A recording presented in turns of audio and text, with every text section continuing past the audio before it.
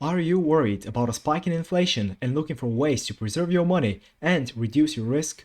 Look no further. In this video, I will give you some stock and asset picks that you can buy to hedge against inflation. I'll be using the assets available on the eToro platform as an example, but the same strategy can be applied when trading on any other broker. If you're interested in videos like these, make sure you subscribe down below. But without further ado, let's get started. First off on the list, we have real assets. They are one of the obvious picks to hedge against inflation. Why? Because inflation is essentially the devaluation of currency, meaning you need more money to buy the same amount of goods or services. The most well-known example is gold and other precious metals like platinum and silver. However, other real assets include copper, oil, even lumber, soybeans and cattle. These are known as commodities. So, what are your options here? You can obviously go and buy a cow or a couple of gold bars, but as investors we have better choices. There are two main ways to buy commodities on eToro. One is to buy commodity futures CFDs. Personally, I avoid them as there are high minimum capital requirements if you don't leverage, and fees if you do leverage. However, it is up to you, although I would say that if you do decide to buy the CFD futures, make sure you learn about them and how they work, because a lot of money can be made and a lot of money can be lost there. Typically, they are a good choice for shorter trades, for example if you're planning to only hold them for a week or two, so that's one advantage. The second way to buy commodities, and my personal favorite, is through ETFs, meaning exchange traded funds. With them, you cannot leverage, so that's a drawback if you prefer leveraging, but if you don't, then they are a perfect choice. Generally, ETFs are better for investing over the longer term. Some commodity ETFs that you can trade include the Spider Gold Shares and Gold Mini Shares ETFs. These funds track the price of gold. The Sprott Physical Gold Trust is another gold ETF, but it actually holds gold, whereas the previous two only trade in futures. Obviously, owning the real thing is better, but that comes at a higher expense ratio, almost 2.5 times the expense ratio of the Gold Mini Shares. So there are trade-offs. Other ETFs that you can trade on eToro and most other brokers are the iShares Silver Trust ETF, the Sprott Physical Silver Trust, and the Aberdeen Platinum Fund. When it comes to commodity ETFs, it is really important to check exactly what they do. Do they own the commodities or do they simply track the price? Also, check the size of the fund in terms of assets under management and the fees and any other expenses that they have. Unfortunately, eToro does not have a broad selection of commodity ETFs, and for example, it does not have an ETF that tracks the price of copper, but it does have most of the biggest and most established ones. Other important ETFs to check on eToro include the Invesco DB Agriculture Trust, which tracks the futures of agricultural commodities, the United States Oil Fund, the Invesco DB Oil Fund, or the Teucrium Corn Fund. My personal choice for commodities as an inflation hedge right now is gold via the Spider Gold Mini Shares ETF, platinum via the Aberdeen Platinum Fund, and silver via iShares Silver Trust. I think they have a very decent potential of growing in the next 3 to 12 months, and even after that. Platinum especially is at a very low price relative to the other precious metals, so it's my main pick. But gold and silver are also trading at very good prices. In terms of allocation percentage, 5% is okay, 10% is probably better, 20% is probably overdoing it, if you're using them as a hedge. If you simply want to buy the commodities because that's your thing or because you think that they'll go up, then go for it. Then, the other type of real asset that we can trade on eToro is real estate. I mean, it's literally in the name, real estate. Obviously, you cannot buy a house on eToro, but you can buy companies that buy houses, and by that I mean REITs, and that stands for Real Estate Investment Trusts. What REITs do is they buy and lease out real estate, and then they pay 90% or more of their earnings as dividends to qualify for the REIT status. This can be any type of real estate. It could be houses, it could be apartment blocks, it could be shopping malls, hospitals, even the real estate that cell towers are put on. Literally any type of real estate, any patch of land. The cool thing about some REITs is that they pay out monthly dividends, so they are also perfect for an income portfolio. One of the best REITs out there is AGNC, another is Realty Income, Simon Property Group, and so on. Some metrics to keep in mind with REITs are the historical dividend yield and equity appreciation. its FFO, meaning funds from operations metric, and strong management. Other metrics like debt to equity ratio and effective interest rates are important, but make sure you are comparing them to similar rates, as these tend to vary a lot based on the segment that the REIT is operating in. If you don't want to risk picking REITs yourself, you can simply buy a REIT ETF like the iShares UK Property ETF, which invests in UK REITs, or the Vanguard Real Estate Index Fund, or the iShares Core US REIT ETF. Some focus on a single country, like the ones I just mentioned, but others, like the iShares Global REIT ETF, invest in real estate around the world. Again, if you're looking at a REIT ETF, check the dividend percentage, the expense ratio, and which countries the ETF covers.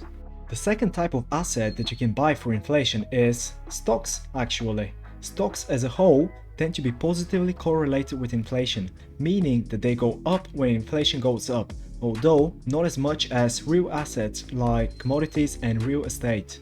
Specifically, I have two types of stocks in mind, and I also have some that are best avoided. The first is the commodity producers, the miners, the lumber companies, the manufacturers. They tend to get a boost in sales when commodity prices go up, and therefore they trade higher whenever inflation goes up. On eToro, that includes companies like Southern Copper, Freeport-McMoRan, and Pan American Silver, all of which are miners. Then we have Louisiana Pacific, who produce wooden building materials. Weyerhaeuser is actually a REIT, but they're also one of the world's largest private owners of timberland. And if you haven't seen lumber prices recently, well, check them out. They've gone up 400% in the last year. There's a lot more stocks that you can buy, but these 5 are some that I'm personally considering as an inflation hedge. And I think that they have a good bullish case, especially for Southern Copper, as copper is becoming increasingly important because of the rise in renewable energy. The second type of stocks are growth stocks. And here you may be wondering why? Why growth stocks? They got destroyed in the last several months precisely because of inflation. Well, that is true, but only to an extent. Growth stocks, which were overvalued or had a lot of their future earnings priced in, got hammered hard. Growth stocks, which are already earning a decent amount, did not. They actually did well. Think of them as a mix of value and growth. They've got good fundamentals, but they've also got decent growth prospects. Growth is especially important during times of high inflation, because if the company's earnings growth is lower than the inflation rate, then the company's earnings are essentially getting smaller every year. They are not increasing. So, if you have a company with 2% earnings increase while inflation is at 3%, well, that's just bad news for the company. Another metric to look at is the real earnings yield, which is the difference between the earnings yield, essentially the inverse of the PE ratio, and inflation. So, if you have a PE ratio of 20, you will have an earnings yield of 5%. And if you subtract the inflation from there, for example the 4.2% we got on April for the US, you get 0.8%, or the real earnings yield. Obviously, positive earnings yield is good, negative earnings yield is bad, right? You don't want to buy a company that is expected to lose money. Nobody wants to. Some of my picks that match those criteria include Facebook, Google, Apple, Dropbox, Corsair, Microsoft, and so on. They are obvious picks, and yet they are overlooked. Facebook and Google especially. They're monster companies, absolute beasts. Cannot recommend them enough, and are some of the best companies to buy right now on eToro and obviously on other brokers. Now, some stocks that tend to underperform during inflation are stocks that have negative real earnings yield, like I mentioned before, and also stocks that pay high dividends, and that doesn't include REITs because they're a bit different. There are some mixed opinions on banks during a period of inflation. Some say that banks do well with low inflation, but most people tend to agree that banks do not outperform in those periods. However, there seems to be no strong correlation between bank stocks and inflation, so I'll let you decide for yourself on that one. Also, I want to say that inflation is sometimes restricted to a specific country. So, we saw the 4.2% inflation figures from April in the US, but does this apply to the rest of the world?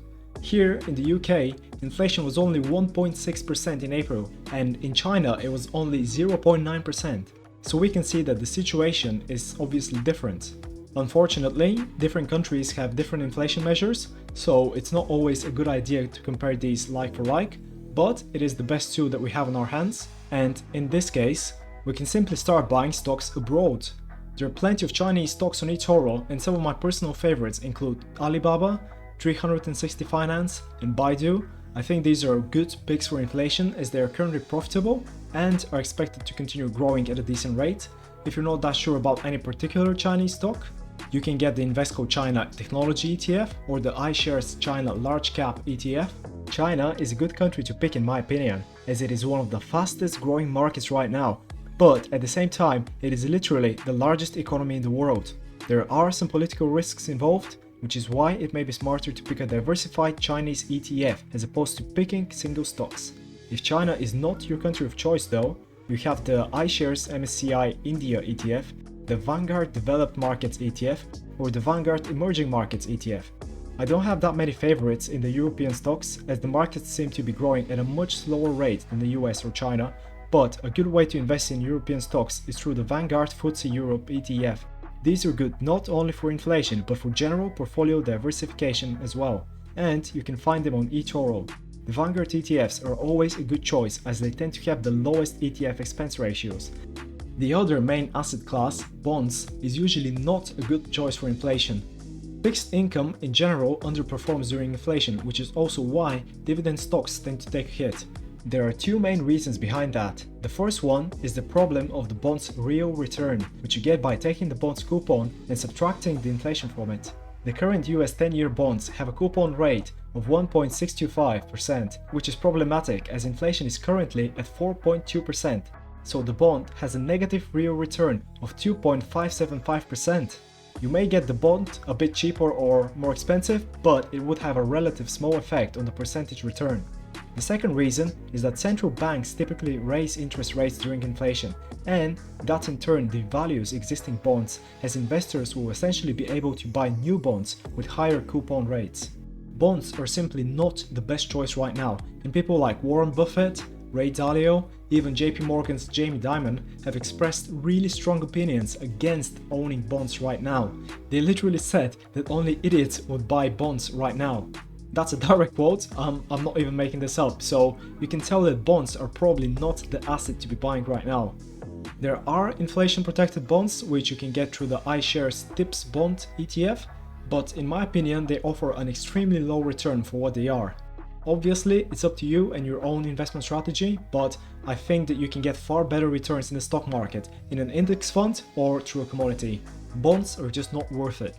Finally, we need to mention cryptocurrencies. They are said to be the new inflation hedge and Bitcoin is hailed as the new digital gold. Now, they are obviously risky and we've seen that over the last few weeks, but they do offer a good return, so if you can stomach the volatility, you should be fine. Personally, I just own Bitcoin, but you can also take a look at the Crypto Equal portfolio on eToro or the Crypto portfolio, which has the same 16 cryptos but with a different allocation percentage, or just Cryptocurrency, which tracks the two biggest cryptos, meaning Bitcoin and Ethereum. The only downside to these portfolios is that they require a minimum investment of $1,000. If you don't want to do that, you can just pick cryptos yourself, although that is risky if you don't know what you're doing. Plus, eToro does not have such an extensive offering of cryptos, although they do have about 20 or 25. The other downside of eToro is that it tends to have a large spread when it comes to cryptos, so bear that in mind. Exchanges like Binance tend to have much lower fees, so it may be worth checking them out instead. However, eToro does allow you to copy other traders, so you can just find someone who mainly trades cryptocurrency and basically outsource all of your cryptocurrency trading to them. I've got about 3 to 4% of my portfolio in Bitcoin, which is a decent amount. Personally, I don't think people should put more than 5 or 10% of their funds in crypto unless they really know what they're doing and they're following all of the daily movements of crypto.